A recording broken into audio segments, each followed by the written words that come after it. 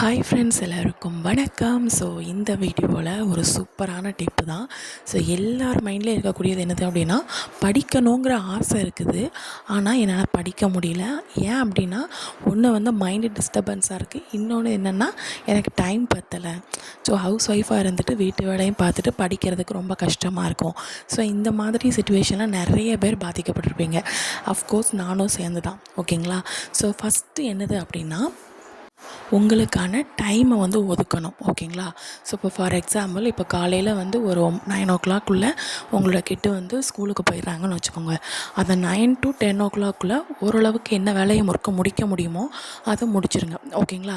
So இப்போ 9 to 10 o'clock என்ன ஒரு ட்ரெஸ் வாஷ் பண்ணுறது, இந்த மாதிரி ஏதாச்சும் பார்த்துக்கலாம். சரிங்களா? ஸோ இப்போ 9 to 10ங்கிறது ட்ரெஸ் வாஷ் பண்ணுறது. கரெக்டாக அந்த 10 to 12 இந்த இது வந்து நீங்கள் ஸ்டடி டைமாக வச்சுக்கோங்க. ஓகேங்களா? சப்போஸ் உங்கள் குழந்தைங்க வந்து ஆஃப்டர்நூனே வந்துடுவாங்க. இப்போ என்னோடய பையன்லாம் ஆஃப்டர்நூன் 12:30 அந்த மாதிரி டைமில் வந்துடுவாங்க. அப்படின்னா இப்போ 12 மணி வரை தான் என்னால் படிக்க முடியும். ஸோ அதுக்கப்புறம் வந்து அவங்கள பார்க்குறது, அதுக்கப்புறம் வந்து அவங்கள தூங்க வைக்கிறது, இந்த மாதிரி இருக்கும். ஓகேங்களா? ஸோ சப்போஸ் 12:30 வரைக்கும் தான் அப்படின்னு நீங்கள் நினச்சிங்கன்னா, உங்களோட குழந்தைக்கு இருந்துச்சு அப்படின்னா, நீங்கள் வந்து 12 மணி வரை படிச்சுட்டு, அதுக்கப்புறம் உங்களை கிட்ட பார்த்துட்டு உங்கள் கிட்ட வந்து தூங்க வச்சுட்டு, அதுக்கப்புறம் நீங்கள் உட்காந்து படிக்கலாம். ஓகேங்களா? ஸோ ஒரு 1 மணி நேரம் 2 மணி நேரம், இப்போ காலையில் 2 மணி நேரம் படிக்கிறீங்க அப்படின்னா, ஆஃப்டர்நூன் குழந்தைங்க தூங்கினதுக்கப்புறம் ஒரு 1 மணி நேரம் மட்டும் படிச்சுட்டு மீதி 1 மணி நேரம் வேலையை கடன்னு பார்க்க ஆரம்பிங்க. உட்காந்து 2 மணி நேரம் துணி துவைக்கிறது, 1.5 மணி நேரம் துணி துவைக்கிறது இருந்ததுன்னா, அது வந்து நீங்கள் வந்து ஸ்லோவாக பண்ணுறீங்கன்னு அர்த்தம். கொஞ்சம் வேகமாக வந்து பண்ண ஆரம்பிங்க.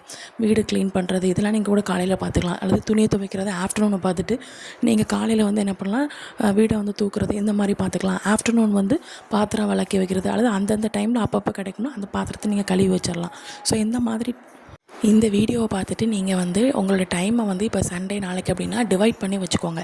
ஸோ மண்டேலேருந்து 9 o'clock காலை சாப்பாடு மதிய சாப்பாடு ரெண்டுமே செஞ்சு வச்சு குழந்தைங்கள பேக் பண்ணி அனுப்பிடணும்.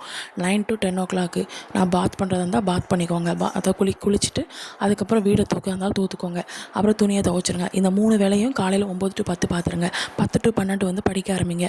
அதுக்கப்புறம் கிட்டை வந்து பார்த்துக்கோங்க. சப்போஸ் உங்கள் கிட்ட வந்து சாயங்காலம் தான் வராங்க, 4 மணிக்கு தான் வராங்கன்னா, நீங்கள் வந்து டைமே இல்லைன்னு சொல்லி நீங்கள் போய் தான் சொல்கிறீங்க நான் சொல்லுவேன். ஓகேங்களா?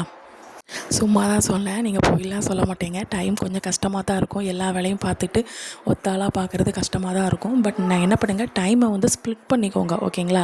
ஸோ வேலையை பார்க்கணும், அப்புறம் படிக்கணும், அப்புறம் வேலையை பார்க்கணும், படிக்கணும், வேலையை பார்க்கணும், படிக்கணும். இந்த மாதிரி பார்த்தீங்க அப்படின்னா உங்களுக்கு ஃபேமிலி டைமும் இருக்கும், ஸ்டடி டைமும் இருக்கும், ஒர்க் டைமும் கரெக்டாக இருக்கும். கொஞ்சம் அட்ஜஸ்ட் பண்ணி படிக்க ஆரம்பிங்க.